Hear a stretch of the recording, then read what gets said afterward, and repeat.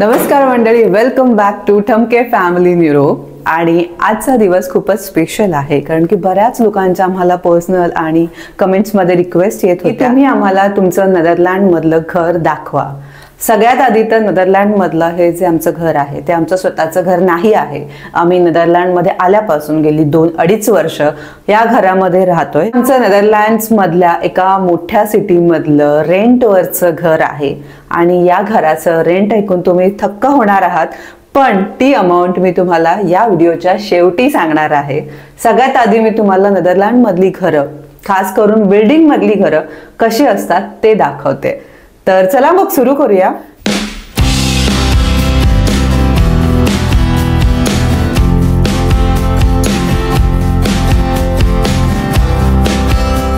युरोपमधील नोकरी आणि प्रवासाचे व्हिडिओ पाहण्यासाठी आमच्या चॅनलला सबस्क्राइब करा। तर घरामध्ये एंट्री केल्यानंतर सुरुवातीलाच भला मोठा असा एल शेप पॅसेज असतो। हा सगळ्यांच्या घरामध्ये कॉमनच असतो आणि इथे बघा तुम्ही लाईटचं बटन दिलेलं आहे। वरती 2-3 ठिकाणी अशा लाईट्स दिलेल्या आहेत एंट्रीलाच, कारण की नेदरलँड्स मध्ये हिवाळ्यामध्ये आत्ता जे सीझन चालू आहे त्यामध्ये 4 नंतरच काळोख होतो। तर घरात एंट्री केल्या केल्या तुम्हाला सगळ्यात आधी लाईट्स ऑन करावे लागतात आणि त्यामुळेच इथे हे बटन्स दिलेले आहेत। त्यानंतर हे बघा, हा फोन आहे इथे, जेणेकरून तुम्ही खालून जे लोक येणार असतील, तुमच्याकडे कोणी गेस्ट येणार असेल, तिकडे वॉचमन वगैरे असे नसतात की जे त्यांना वरती सोडतील किंवा आतमध्ये अलाव करतील। तुम्हीच ते लोक असतात जे तुमच्या पाहुण्यांना किंवा तुमच्या डिलिव्हरी बॉयला तुमच्या बिल्डिंगमध्ये एंट्री देता।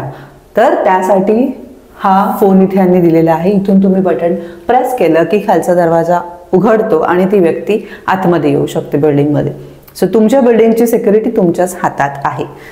त्यानंतर सुरुवातीलाच इथे लेफ्ट साइडला प्रत्येकाच्या घरामध्ये मोस्टली स्टोरेज रूम दिले। या स्टोरेज रूम मध्ये तुम्ही तुमचे जे काही जॅकेट्स असतील, तुमचं एक्स्ट्रा सामान असेल ते सगळं लावू शकता। तर बराच मोठा असा हा स्टोरेज रूम असतो आणि हा जो स्टोरेज स्पेस आहे तो नेदरलँड्स मधल्या प्रत्येक घरामध्ये असतो। आमचं हे जे घर आहे ते बऱ्यापैकी मोठं आहे, त्यामुळे आम्हाला जो हा स्टोरेज रूम मिळालाय तो सुद्धा खूपच मोठा आहे। तर ही जी सिस्टम तुम्हाला इथे दिसतेय ती घरामध्ये गरम पाणी येण्यासाठीचं जे बॉयलर असतात त्याची सिस्टम पूर्ण आहे। त्याचबरोबर नेदरलँड्स मध्ये प्रत्येक घरामध्ये हीटर्स असतात। त्या हीटर्सला गरम पाणी कुठून येतं आणि ते हीटर्स कसे चालू होतात त्याची सगळी सिस्टम यांनी या स्टोरेज रूम मध्ये देऊन ठेवलेली आहे। तर या पॅसेजच्या नंतर इथे आमचं बाथरूम आहे आणि बाथरूम बघून तुम्हाला धक्का बसणार आहे, कारण की आपल्याकडे असे बाथरूम सहजासहजी अजिबातच पाहायला मिळत नाहीत। तर हे बघा किती सुंदर बाथरूम आहे। आम्ही जेव्हा पहिल्यांदा नेदरलँड्स मध्ये आलो तेव्हा हे बाथरूम बघून आम्ही शॉक झालो होतो की इथल्या घरांमध्ये, सगळ्याच घरामध्ये ऑलमोस्ट हा बाथ टब असणं कॉमन गोष्ट आहे जी आपल्याकडे अजिबातच नाही आहे।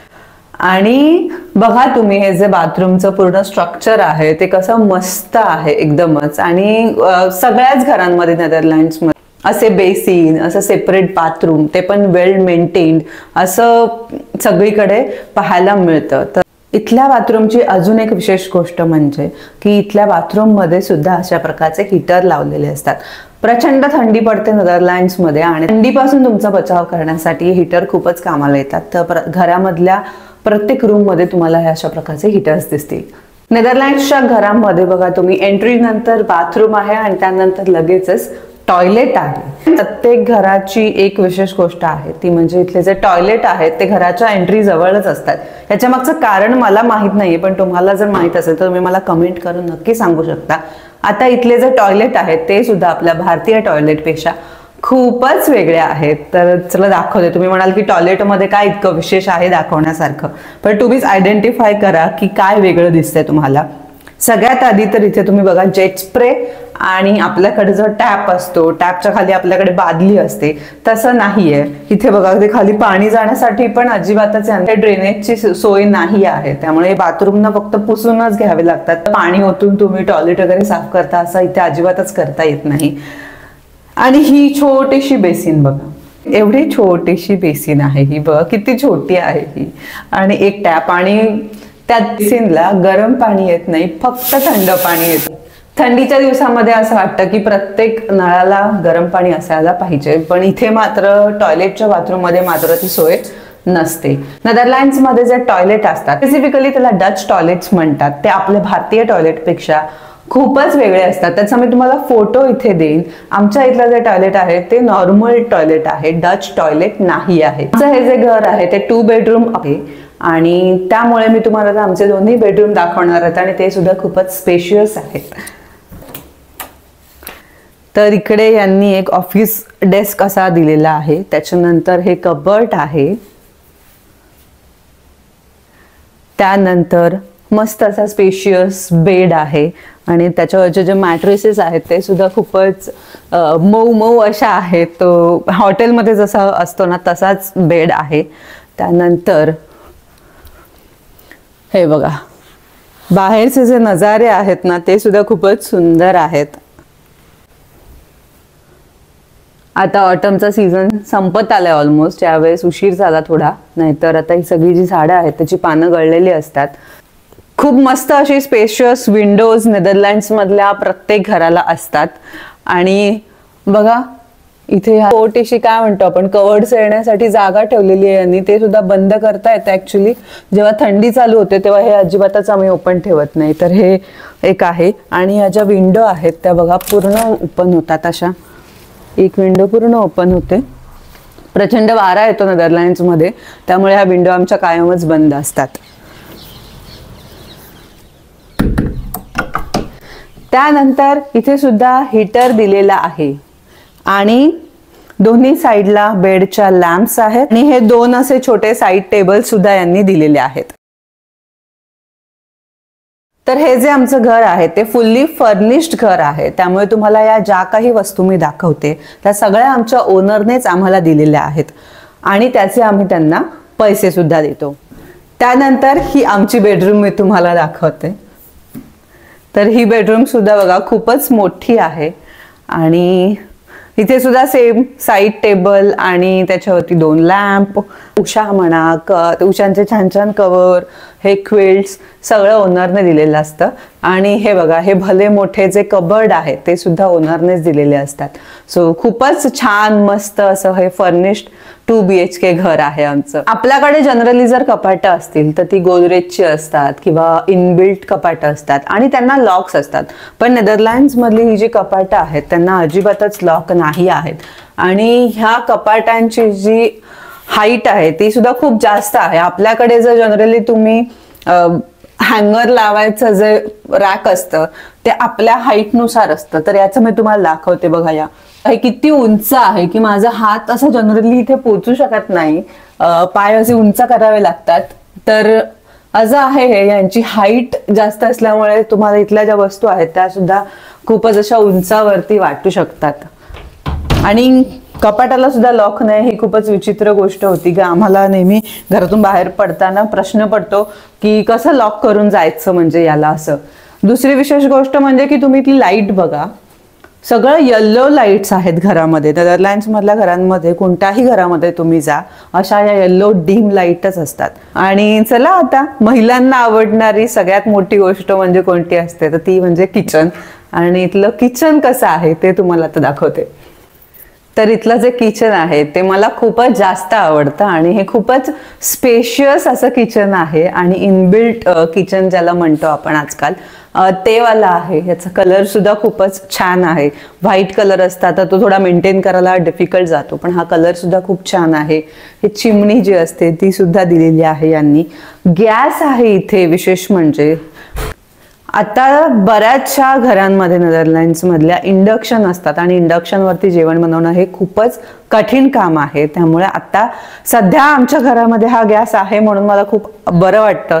आम्हाला रेग्युलरली अशा भाकऱ्या चपात्या सगळ्या गोष्टी बनवायला लागतात. गॅस असणं खूपच गरजेचं आहे. पण आता बऱ्याचशा घरांमध्ये तुम्हाला इंडक्शन पाहायला मिळतील. त्यानंतर हे सगळे जे केबिनेट्स आहेत त्याची सुद्धा हाईट बघा, म्हणजे जास्तीत जास्त मला इथपर्यंत माझा हात जातोय, त्याच्यावरती तर अजिबातच जाऊ शकत नाही. आणि जे काही कटलरी आहे, क्रॉकरी आहे ती सगळी आम्हाला ओनरनी दिलेली आहे.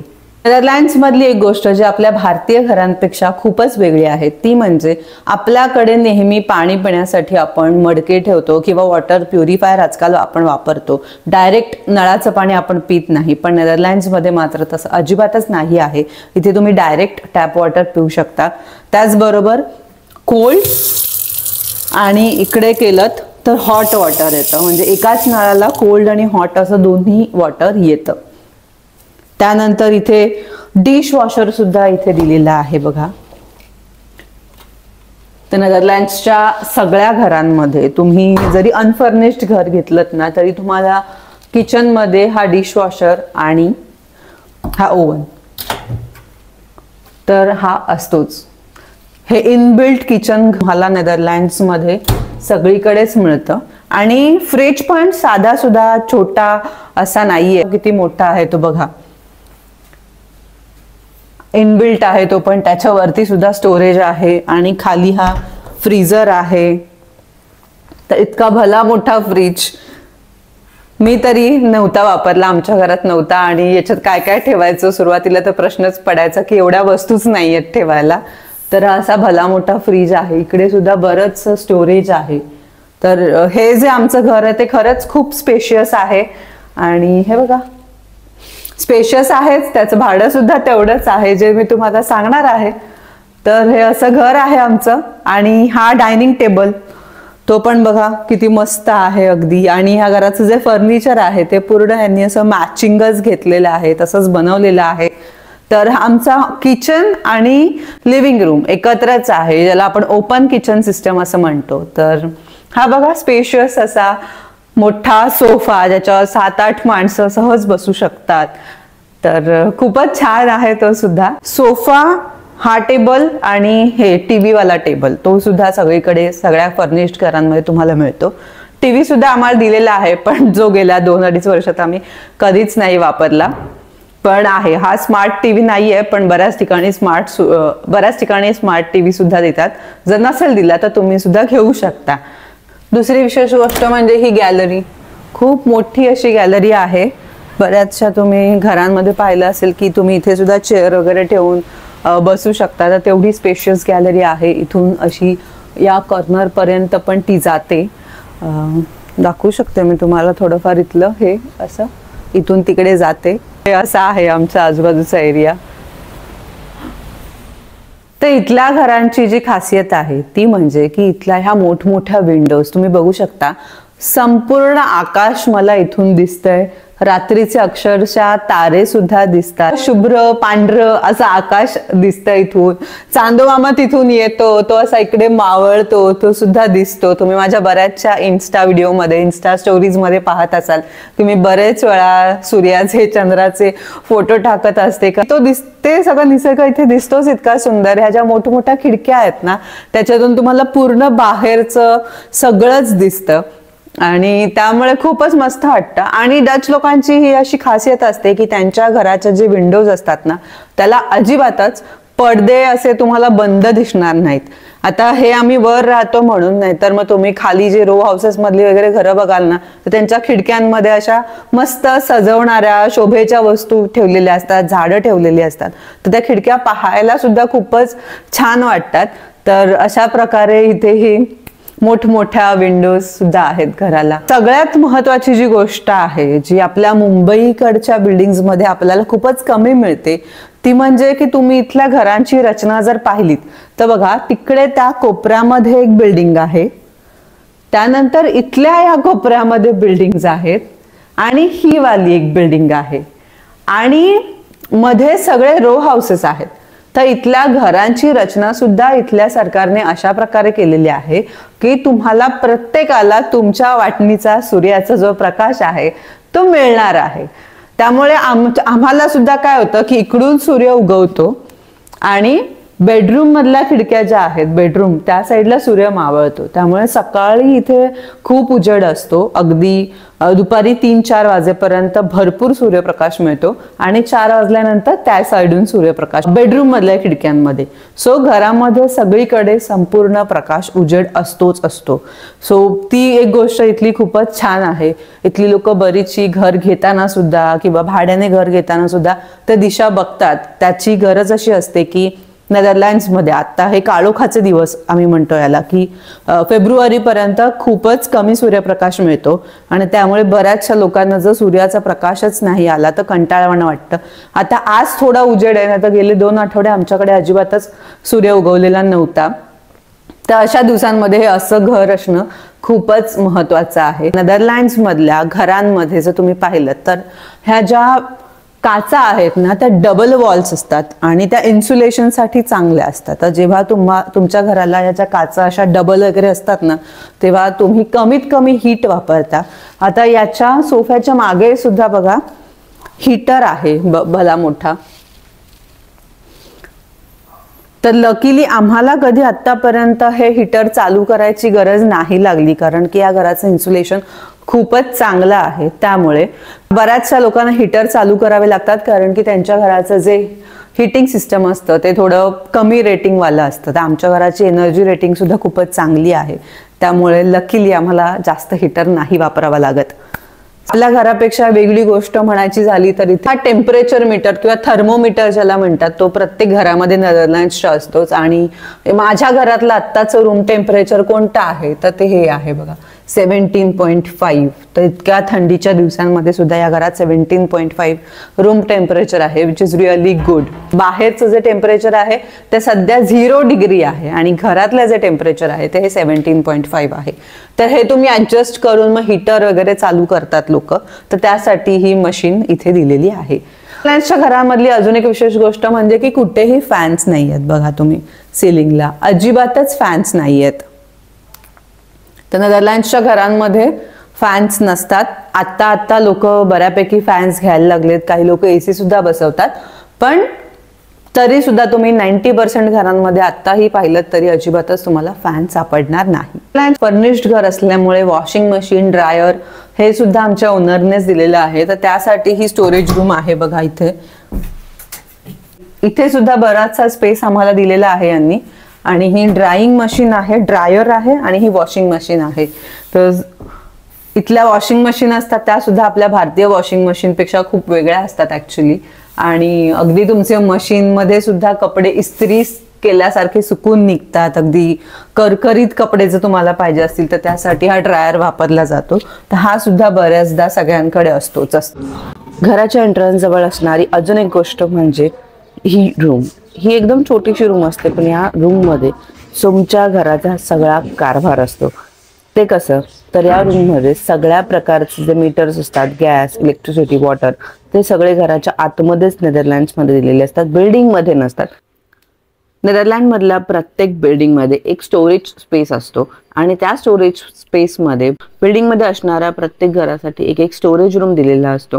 अशा प्रकारे हे वेगवेगळ्या लोकांचे स्टोरेज रूम इथे आहेत बघा. आणि स्टोरेज रूम खूपच मोठी असते. त्याचबरोबर इथे तुम्ही सायकल सुद्धा आतमध्ये घेऊन जाऊ शकता, इतकी मोठी जागा यांनी दिलेली आहे.